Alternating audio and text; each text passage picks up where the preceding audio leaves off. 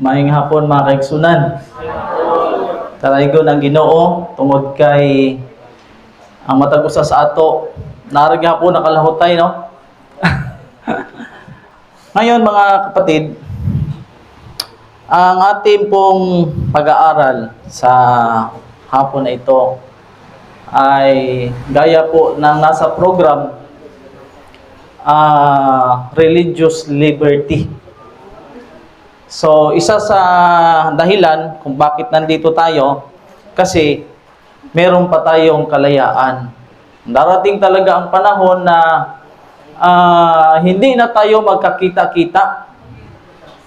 Dahil sa propesiya na darating, ngayon habang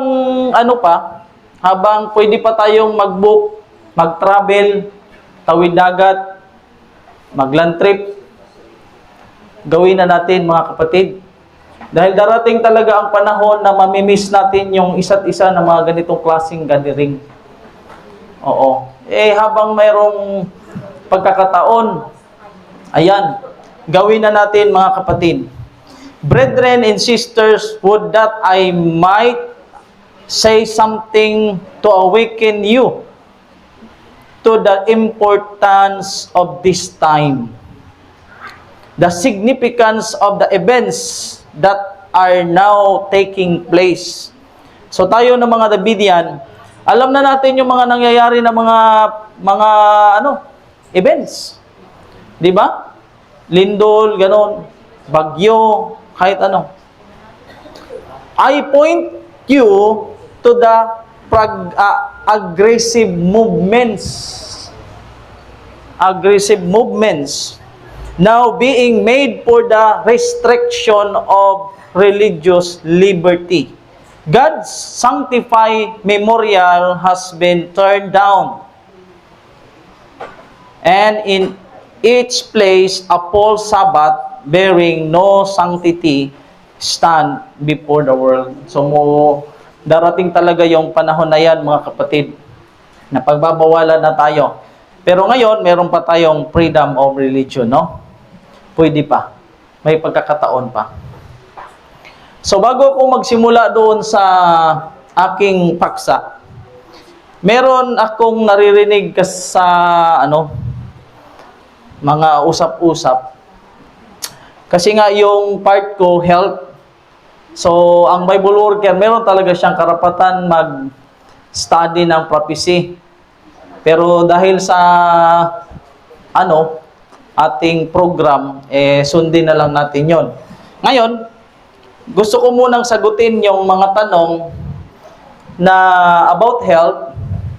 Yung bang umiinom habang kumakain, ano sa tingin nyo? Tama kaya yon? Hindi, no? Okay. Meron bang basihan? Meron bang mabasa?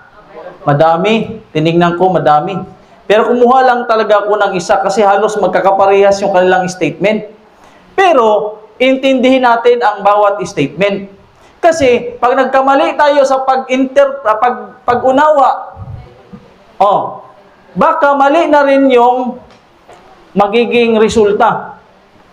Okay.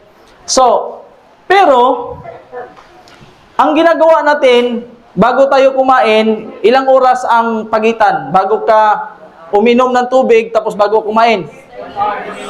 Mayroong 30 minutes, may 1 hour, ano pa? Ilan? Yung nakasulat talaga.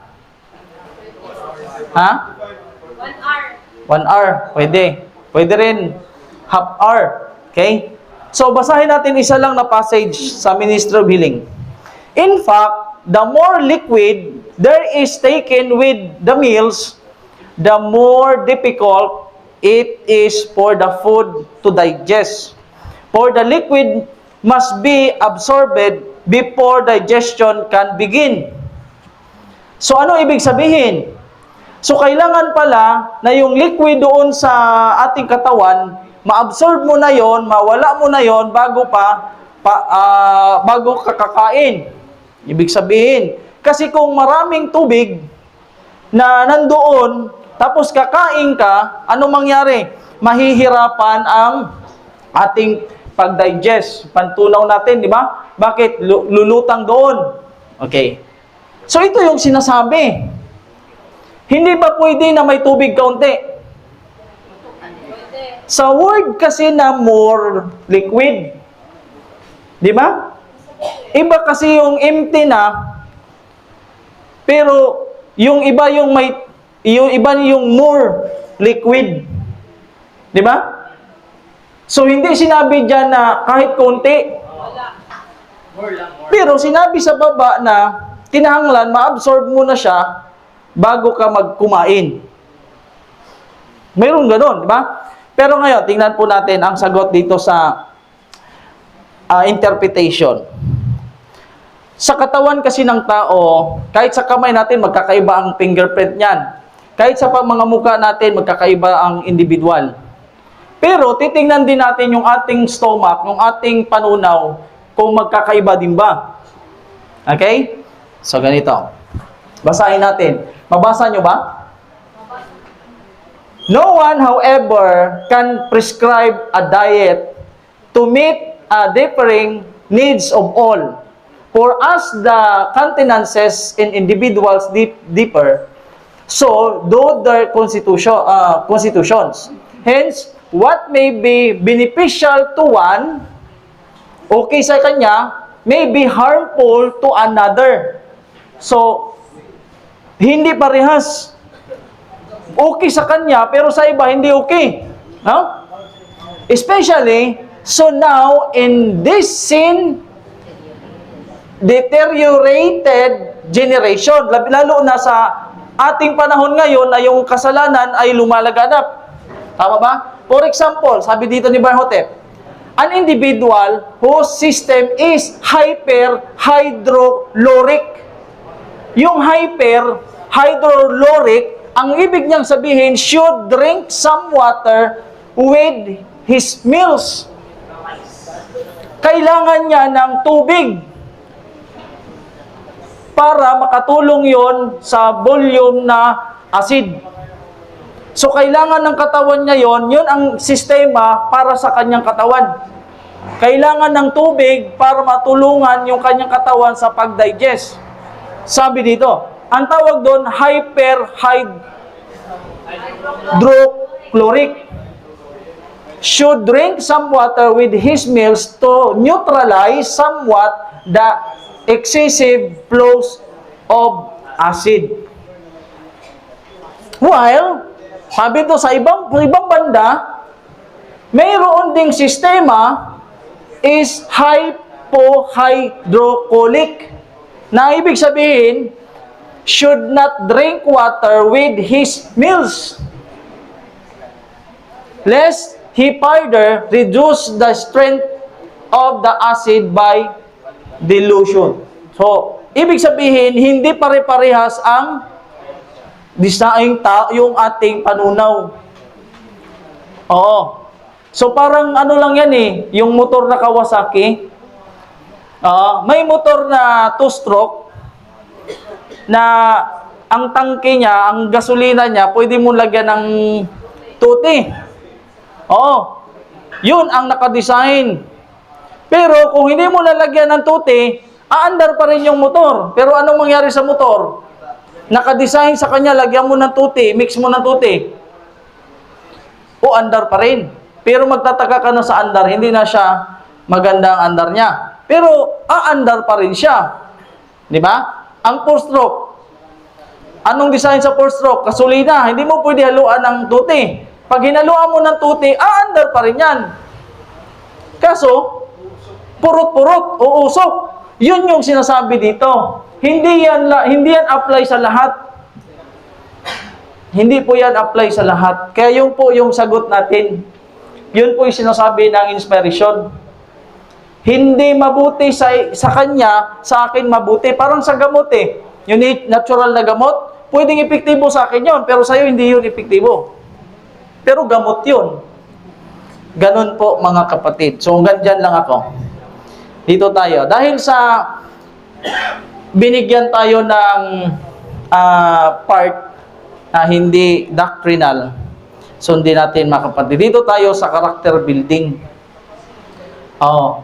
So, ang mga worker binigyan ng topic na character building. Okay? So, practicing principles of the golden rule. Pag hindi ba natin ginawa itong pag-practice ng golden rule, okay lang ba magiging 144,000 tayo? Hindi ba to kailangan? Ha? So, ating titingnan ngayon mga kapatid. Sabi rito sa volume 23 sa Vision Tidings, page 29, paragraph 4, threefold work of Vision. Mayroong tatlong work o gawain ang Vision. Una, binding up. Pangalawa, una, binding up the testimony, progressive binding up testimony sa ibang passages. Tapos, ikadalawa, taking the message to the church. Yan yung pangalawa. Pangatlo, yung tinatawag na dressing chamber. Yung sinasabi ng standard ng Vision ay may doon yung dressing chamber. Ano ibig sabihin ng dressing chamber? Oo, ibig sabihin, yung sinasabi sa Isaiah 52:1, di ba? Saan sabi doon? Put on thy beautiful garments. Oh. So, doon dito sa Vision, yun yung isa sa trabaho ng Vision, ang dressing chamber. At sa iba pong sa Vision Communicator, mabasa siya na yung gawain ng Vision ay dressing chamber. Kaya, mga kapatid, inatasan po tayo na mag-present ng tungkol sa character building. Isa sa character building ang golden rule. Ano ba yung golden rule? Ha? Kasi kung hindi natin pre-practice ito, gaya ng binasa na kanina ni Daddy Art, na kinakailangan talaga siya. Oo, yung karakter.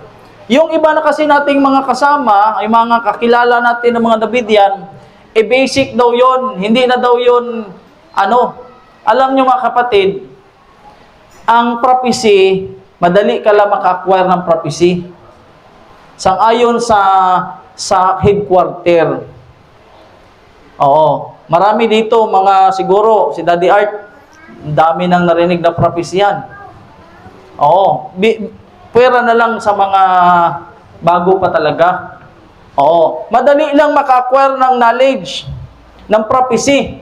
Pero, ang character building, mga kapatid, gaya nung ating in-study natin dito, nung nag-present ako, na kahit na mga vegetarian tayo, kahit hindi na tayo kumakain ng kinakain ng mga kapatiran natin sa church, kung anong sakit nila, yun din ang sakit natin. Gaya ng pinag-aralan natin, hindi ka pa kumakain, hindi ka pa umiinom, nag-iisip ka pa lang, sang-ayon pa lang sa imong emotion, magkasakit ka na sa puso, di ka pa kumain, di ka pa uminom. Ngayon, mga kapatid, dito tayo. Merong dalawang teksto to Yang sa Mateo, Jesus said unto him, Thou shalt love the Lord thy God, and with all thine heart, and with all thy soul, and with all thy mind. This is the first and the great commandments, and the second is like unto it, Thou shalt love thy neighbor as thyself. On these two commandments hang all the law and the prophets. So yun yung sinabi ni Jesus Christ, sinagot niya doon sa lawyer. Kasi nagtanong yung lawyer, di ba? Sinagot niya yan.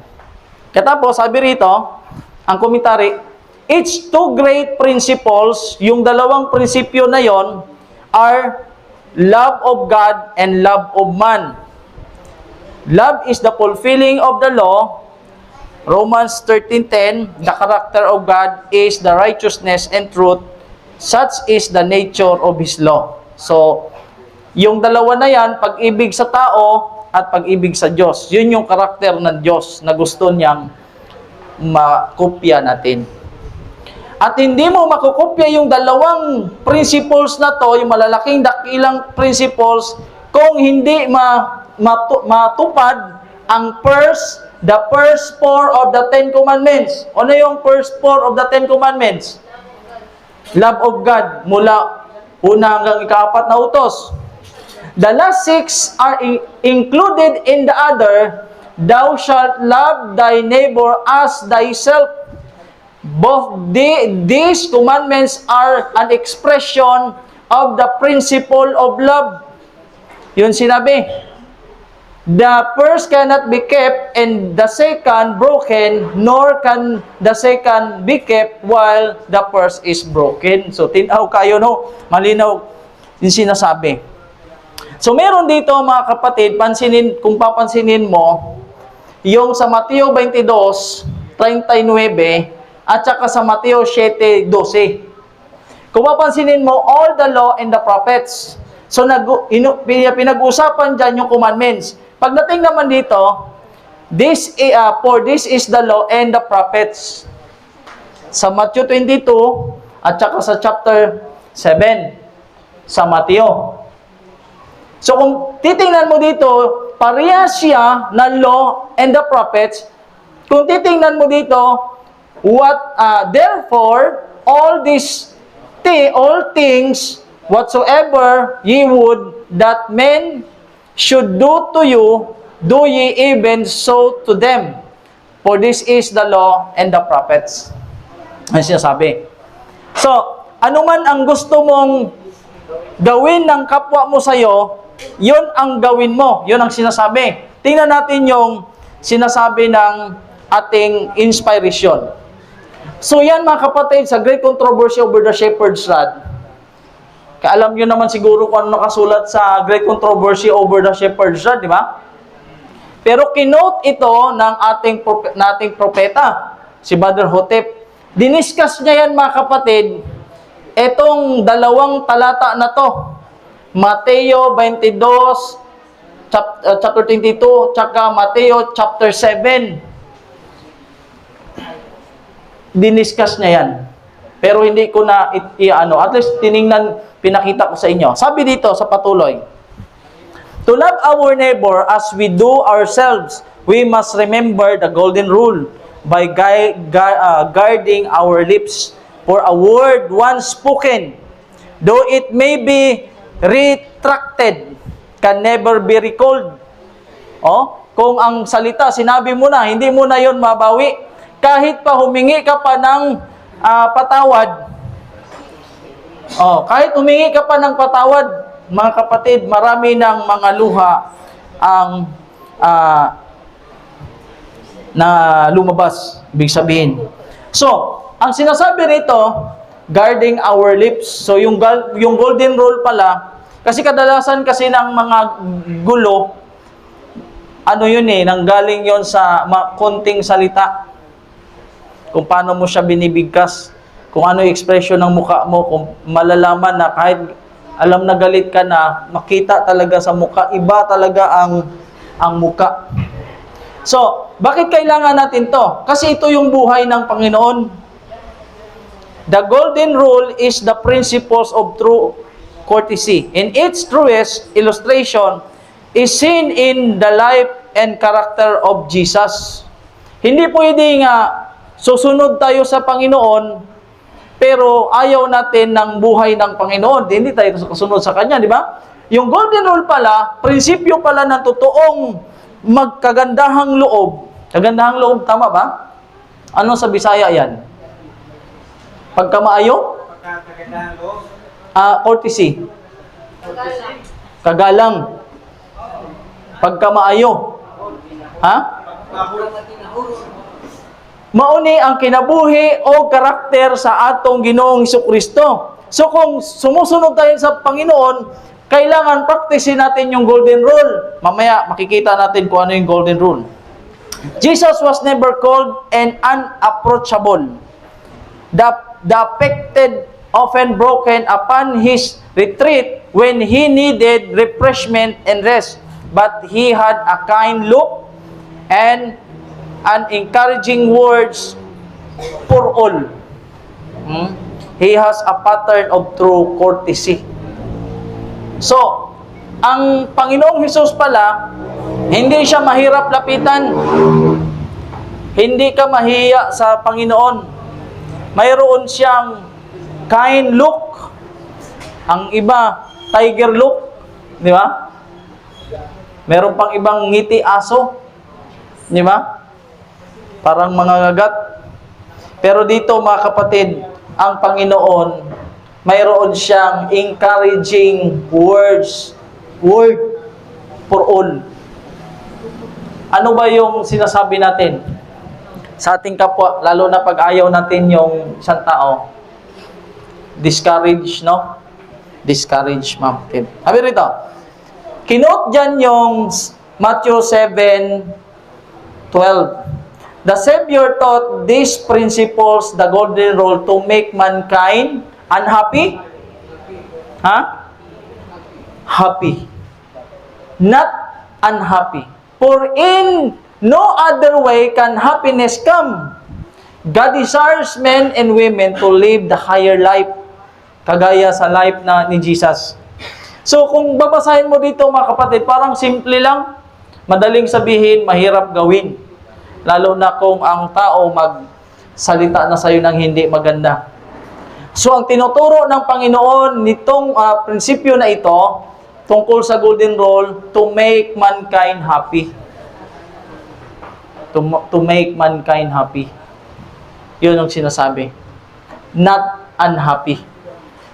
God desires men and women to live the higher life by doing the work He has entrusted to mankind, the work of searching out and relieving the necessities of their fellow men.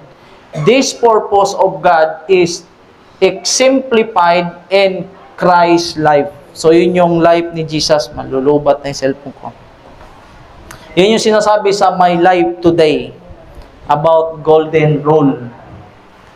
The standard of golden rule is the true standard of Christianity. Anything short of it is a deception.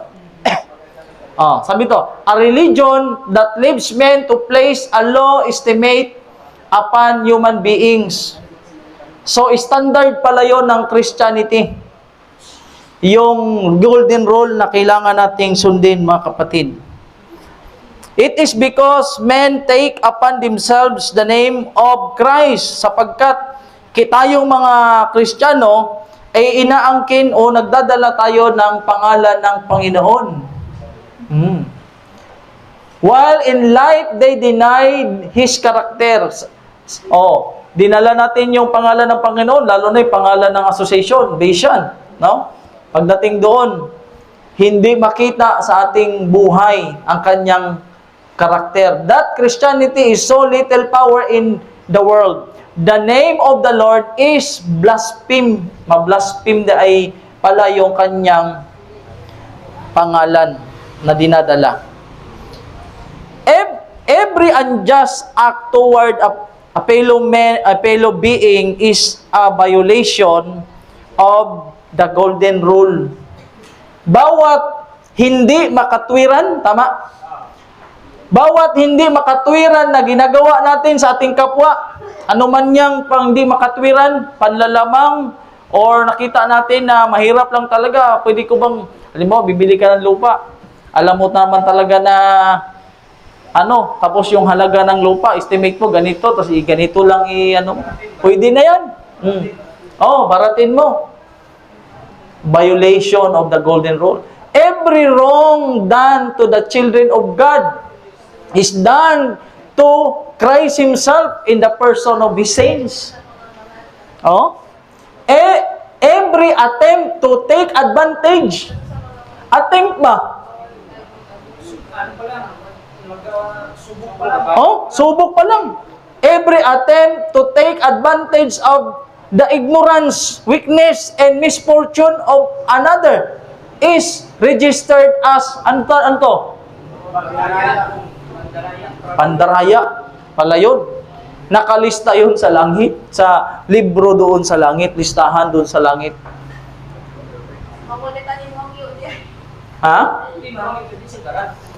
Pag maghangyo ka, ako mula nung naging Bayesian ako, bro, hindi na ako nanghahangyo. Tsaka pag kapitbahay namin, may papagawa ko sa bahay. Magkano yung pagpagawa mo, labor mo sa skills? Sabi niya, pero magkano talaga? Sabi niya, mga 1,000 lang? O 850. Sige. Pwede na kahit 700. Sabihin niya, di na, okay lang. Kasi pag linugi mo siya, hindi na yan tatrabaho sa iyo. Buti pa sobrahan mo na lang kaysa Brad. Mercury ba? Hangyo bitaw? Tawad ba? Practical sa mga mall, sa mga palengke, sa mall, especially, pag bibili tayo, pagdating sa cashier, wala talaga hangyo. Ang may-ari na mayaman.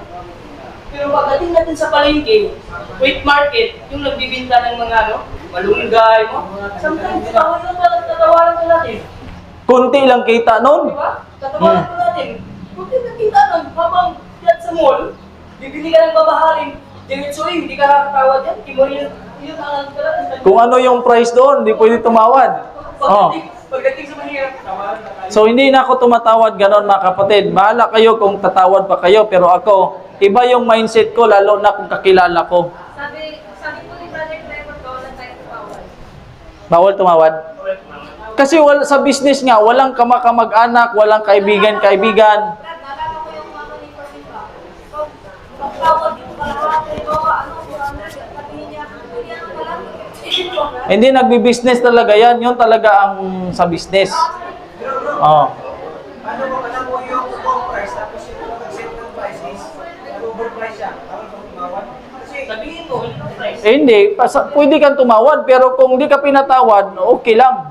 Depende siguro sa tao kasi may mamamahal na ano eh, presyo eh. hindi lang siguro Mercury kasi Magbibigay ka ng discount. Pero yung mga pala For example, nagtinda ako ng tubo, tapos binigay ko sa iyo 150. Sa kapatira natin is 130. Wala naman siguro ano dyan. Walang masama. wala. Depende yan. Sabihin mo talaga ang ano mo. Alam mo, mag-business ka. Kinumpra mo lang, angkat. Ang angkat ko nito, kasi maraming sinungaling na nagbi-business. Sige, balik puhunan na lang. Imposible magbalik puhunan. Lugi ka. Sabihin mo, 120 ang puhunan ko nito. Pero ang benta ko nito, dahil sa travel o 150. Oh. Pag tumawad, kung gansan tawad, ganun lang. Sabihin mo kung ano yung puhunan mo. halimbawa, Brother Dory, alam mo na nakuha niya, binili niya ng 9 per kilo. Tapos, binita niya ng hindi, 40. 40. Overprice. Kasi yan ang kalabasa eh. Kalabasa, 9 pesos ang kilo doon sa Bulwa. Tapos pinili nila dahil 40 ang kilo na. Kaya na sa Kalingki. Laki ng tubo, no? Kasi, sobrang natuwa ni kalahati. Mahal doon sa palengke ba? Tapos, nung alam mo na wala, kunti mo lang ang pera mo na naiwan.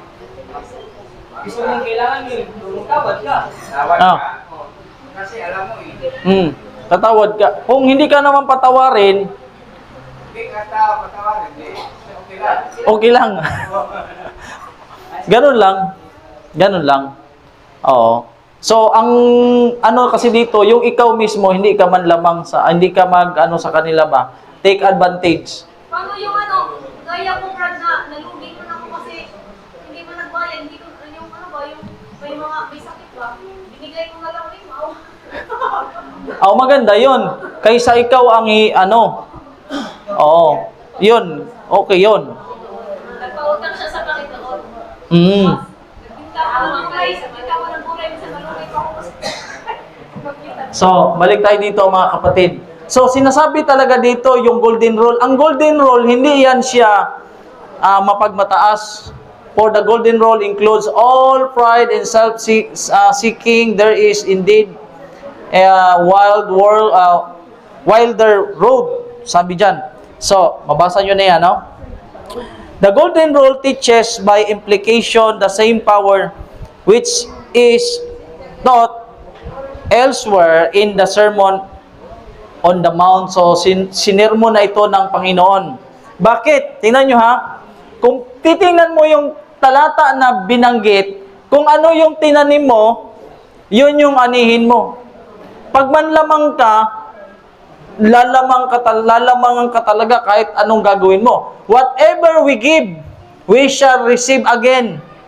Kung evil, sabi mo, that which we do to others, whether it be good or evil, will surely react upon ourselves in blessings or in cursing. Mabalik talaga sa iyo yun. Hindi mangyari, hindi talaga mabalik sa iyo yung ano tinanim mo. Oo. Dito tayo sa Shepherd's Rod. Christians speak much of golden rule. Yan, gaya ngayon, nag-aaral tayo ng golden rule. Pero ang tanong, how many really comply with its requirements? Ha? So, kailangan talaga natin i-apply, mga kapatid. Yung kinuwentuhan natin kanina, nandyan, no? Honest business transactions. Honest talaga. Dapat naman this Christian rule to be met only in kind deeds, honest business transactions. Ano man yan? Sabi dito, Shepherd's Rod.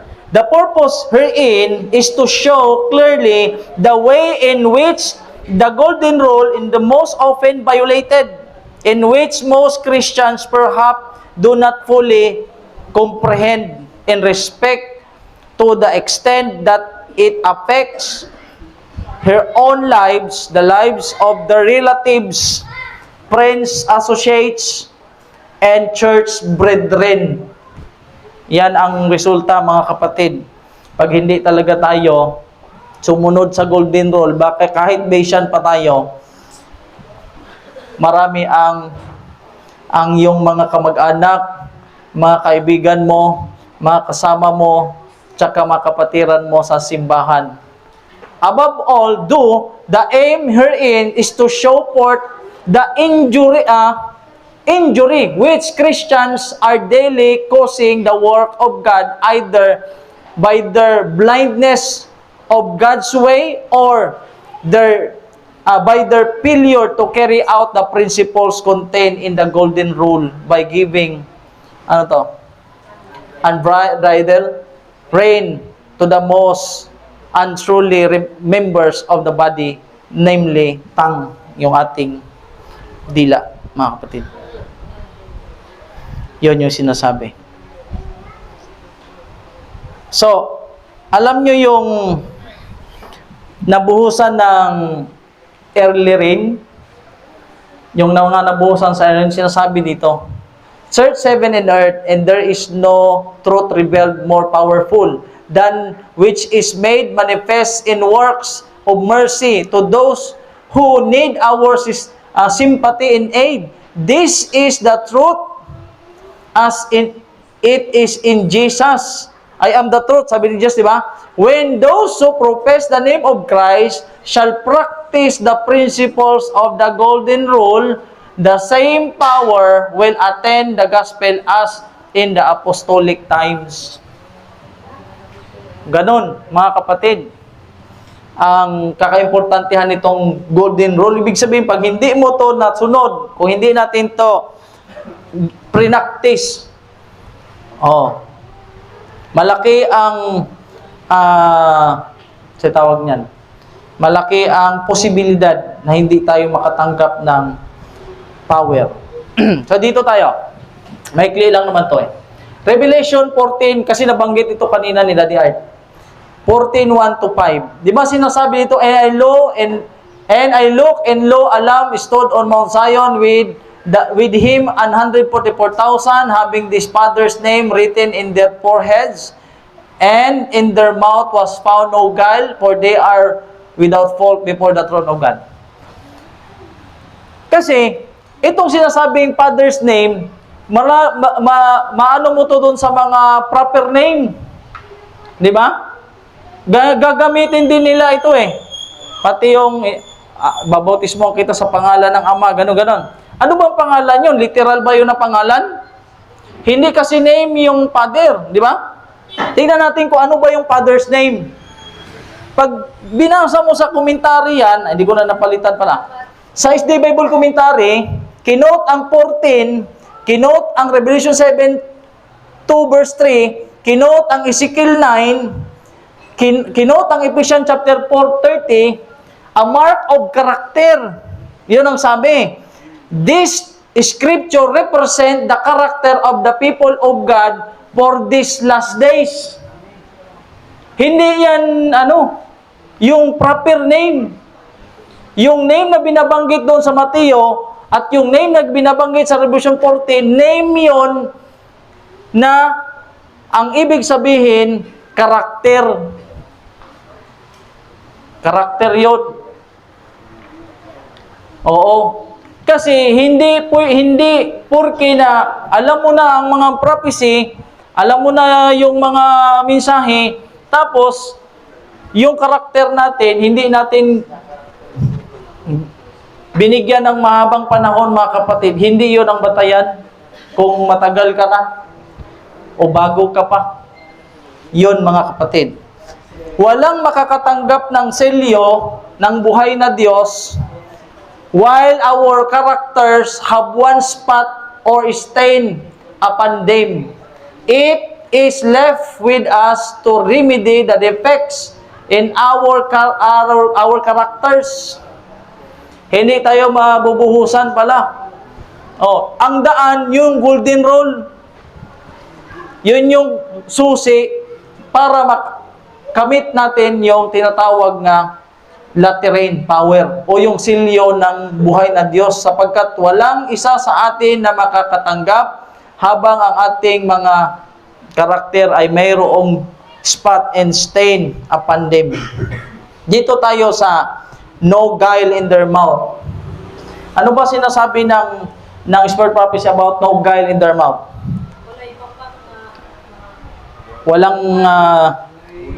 Walay lama, walay hugaw, walang dumi, di ba?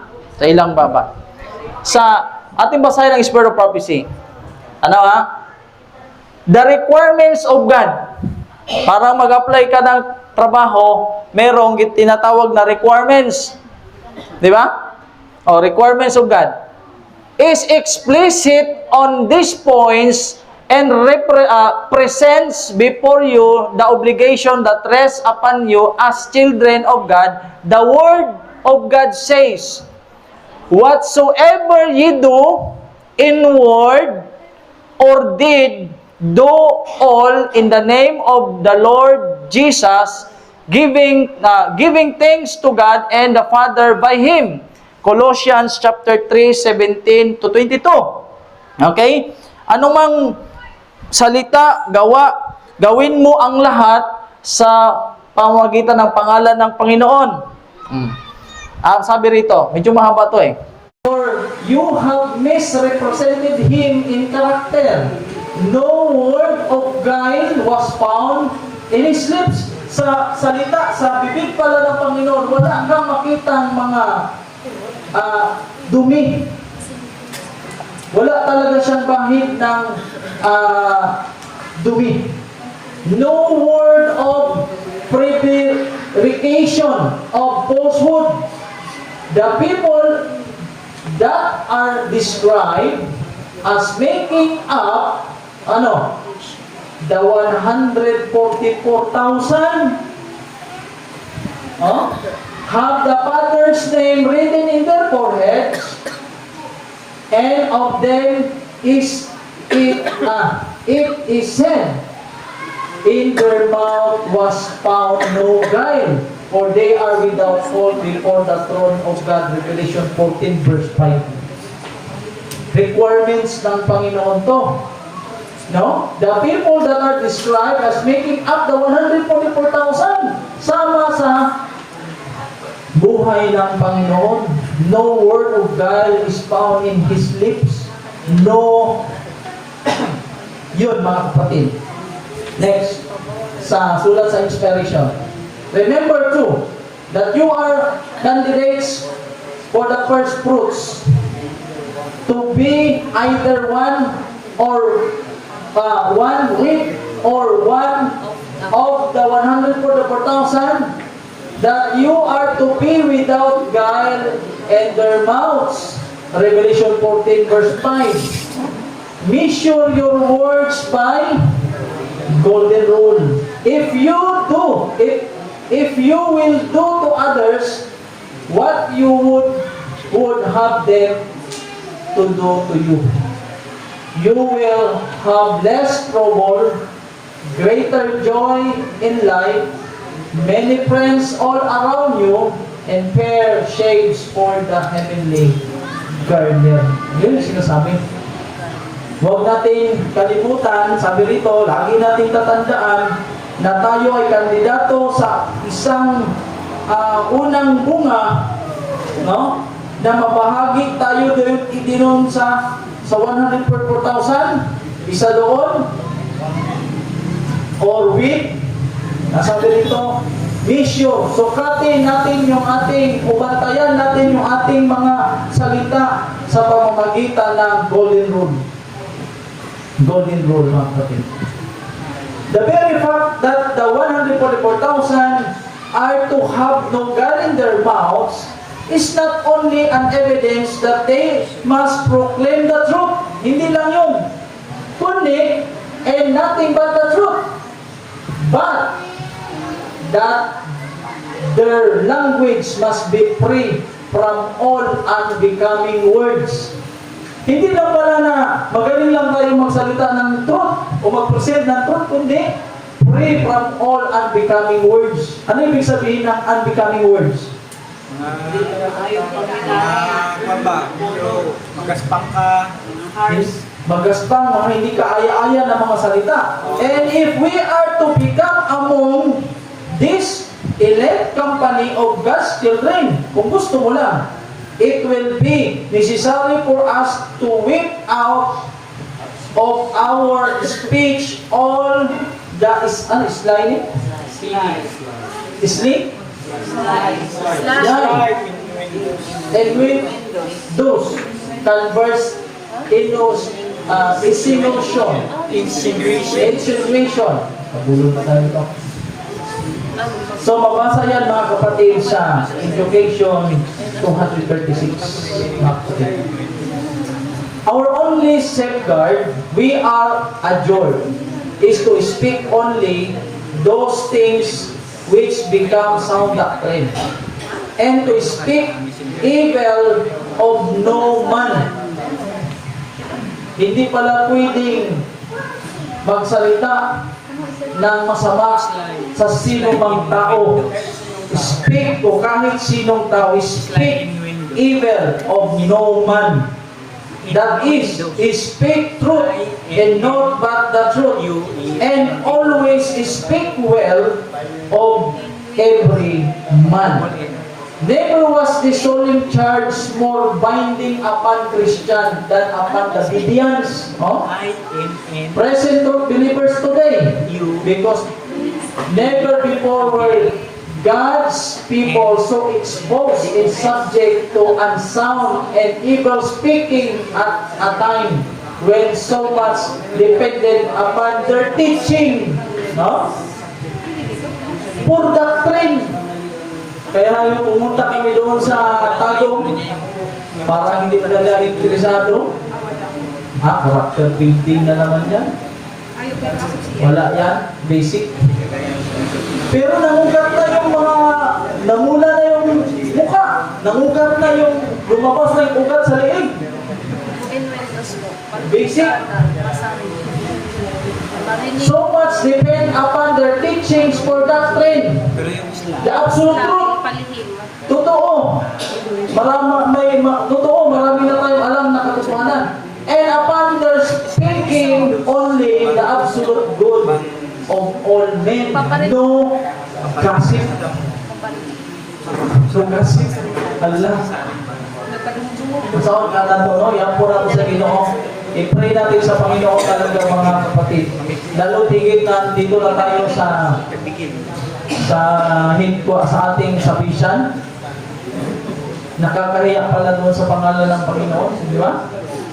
Kaya, hindi pala ibig sabihin na marami na tayong alam sa mga prophecy, eh talagang maganda na ang ano tingin sa atin ng Panginoon. Hindi ibig sabihin gano'n mga kapatid. Kundi sa atin pong pananalita, hindi lang sa nag-present ka, yung sabi ni Lati Art, hindi yan sa bibig na pag-present mo, kundi sa buhay mo, sa isip mo. Ano yung umiikot dyan? Oh, absolute good of all men, no gossip. Kaya mga kapatid, bilang isang Bayesian Latinian, ipagdasal talaga natin sa Panginoon.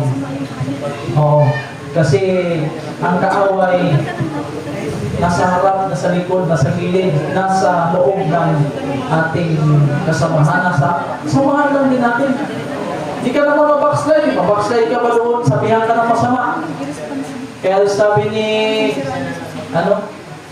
Banting daw yung kanya. Ako hindi na ako natatablan yan. Sa church, matablan yan. Pero matablan ako pagkasama natin. Sa church, hindi na. Kasi mindset na natin eh. Di ba? Mindset mo na yan. Pagkalingon mo, saksaking ganyan. O parinig-rinigan ka, wala yan. Tapos lang yan dito. Pero pagdating na sa mga kasama natin, sa bisyan, hindi magpatalo. Chat lang nga. Hindi magpatalo. Sabi nito, sinabi talaga dyan mga kapatid. So, hanggang dito lang tayo mga kapatid. Mahaba pa talaga ito. So, nawa, pagpalain tayo ng Panginoon na ang meeting na ito maging pagpapala. Huwag tayo mag-expect na nandito na tayo, ligtas na tayo sa mga, anong tawag dyan? Mga discouragement.